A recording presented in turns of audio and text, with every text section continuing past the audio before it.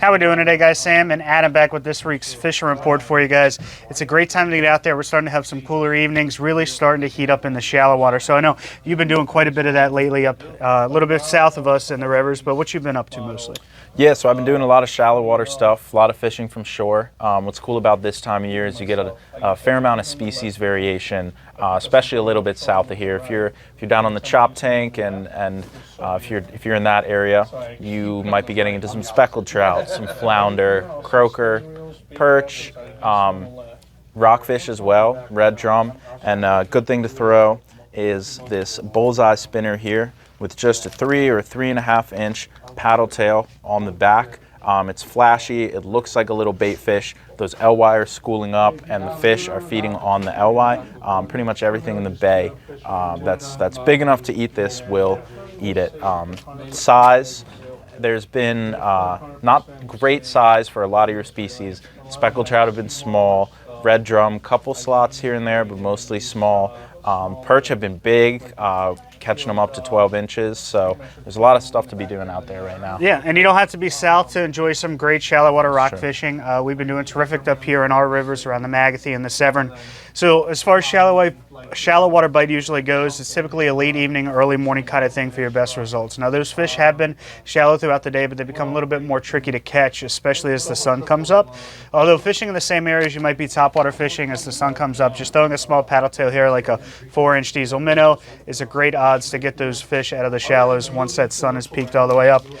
However, if you're in there in the right time, it's really hard to beat a spook. These are some of my favorites here. This is one from Spro. We have these on sale for $9.99 right now. Black is a terrific topwater color. It's a great color because they can see it really well and you tend to hook most of them. One of the worst things about topwater fishing is you miss so many different bites. The great thing with black is they see it really well, and when they hit it, they tend to get it in their mouth a little bit better. So I like using colors like that, either white or black, something they can see really well and get a good bite on. So besides shallow water fishing, it is really the best time of the year to start rock fishing out everywhere. Whether you want to fish jigging, trolling, bait fishing, it's a great time. So I know north of the bridge they've been doing somewhat well finding schools of fish to jig on. Typically we're throwing 6 to 7 inch baits, ½ ounce, 3/4 ounce heads depending on the current and tide.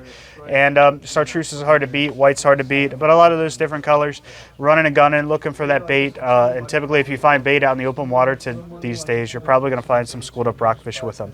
So great stuff going on there. Perch fishing's been still pretty good. Now we're starting to see it slow down some in the shallow waters up here around the Magothy and the Severn. So a great thing to do is now start looking more for those deeper water perch. Of course, they've been there all summer as well, but it's a great time to go out and target them with sting silvers, Chesapeake sabiki rigs, and a little bit deeper water. You're 10 to 20 foot in hard bottom. You can have some really good success, and some of the perch this year are really getting big. So a lot of fun to do there. If you push south, what have you heard about the redfish and stuff like that? Yeah, so there's still lots of redfish around. The puppy drum are going to be mixed in with your schools of perch. And those slot-sized fish, they're going to be underneath those schools of LY we talked about, or schooled up with the rockfish. They've been liking something flashy and something gold recently. You could throw a spoon at them like this little Tony Aceta spoon, or like I mentioned before, this Z-Man spinner. They've been liking the flash. Throw a popping cork at them too, but they're definitely still around. So as far as your overslot redfish goes, it has been quite a tough season for them in Maryland waters compared to what it's been over the past few years. But if you're willing to head down into Virginia waters, you can still get into some great fishing there. Or if you push south towards like the Target Ship area, there are fish to be caught still.